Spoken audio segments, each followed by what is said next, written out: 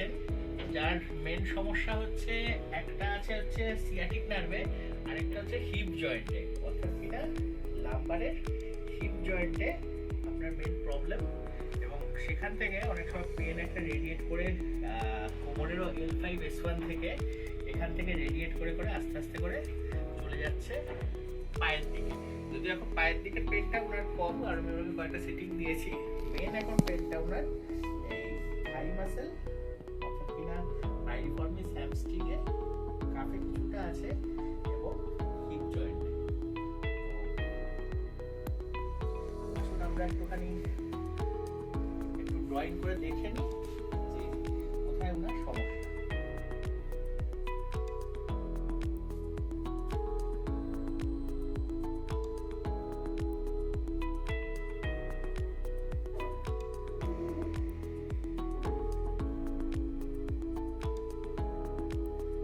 Sacrum region,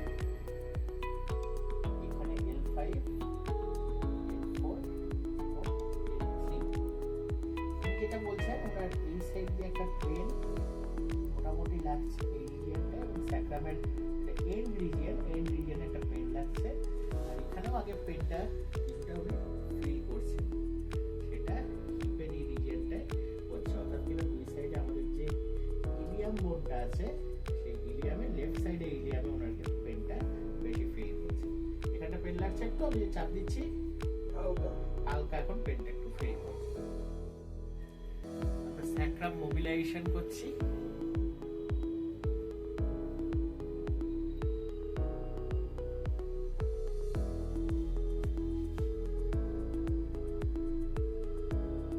আপনাকে তো all time মানে বিভিন্ন কাজকর্ম করতে হয়, তাই তো? মানে বসে থেকে অতটা কাজ করতে পারেন বা অনেকক্ষণ ধরে দাঁড়িয়েও কাজ করতে হয়? হ্যাঁ, কিন্তু এখন মোটেই দাঁড়াতে পারছি না। আচ্ছা, দাঁড়াতে পারছেন। মানে মেন সমস্যাটা উনি দাঁড়াতে একদমই পারছেন না খুব বেশি, বেশি হাঁটতে গেলে পরে ওনার ব্যথাটা হচ্ছে, বসে থাকলে পরে এখন পেনটা কম।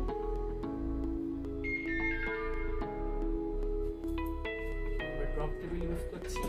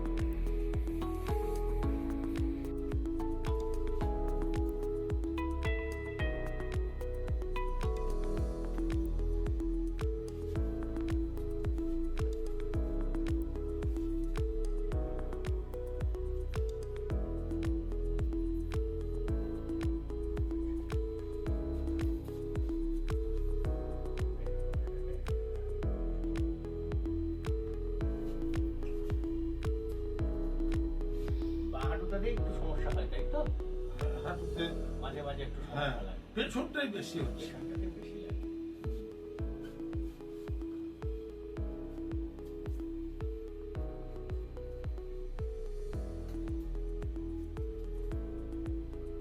ব্যথা হচ্ছে। ব্যথা লাগবে? হ্যাঁ, perfect.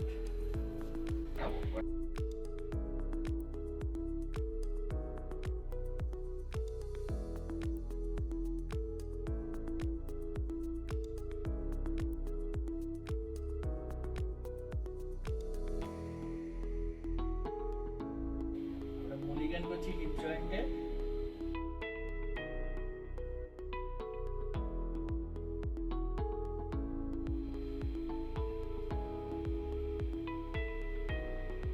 আমরা leg length এবার check করছি, একদম leg length perfect চলে এসেছে।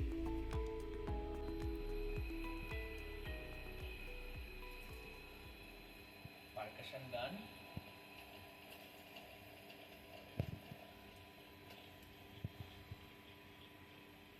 আসুন দেখে নিই আমরা যে পেশেন্ট এখন কিরকম বলছেন, ব্যথাটা কিরকম লাগছে এবং ট্রিটমেন্টের পর উনি কতটা কি ফ্রি ফিল করছেন এবং ঝুঁকতে পারছেন কতটা বা দাঁড়াতে পারছেন কতটা, সেটা একটু আমরা চেক করে নিই। হ্যাঁ বলুন, এখন কিরকম লাগলো আপনার? এখন treatment এর পর? অনেকটাই রিলিফ পেয়েছি। অনেকটা রিলিফ লাগছে তাই তো? এই দাঁড়িয়ে ঘুরে দেখলেন যে হ্যাঁ। এখন অতটা আগের মতো কষ্ট আগের মতো নেই। সেরকম কষ্ট হচ্ছে না।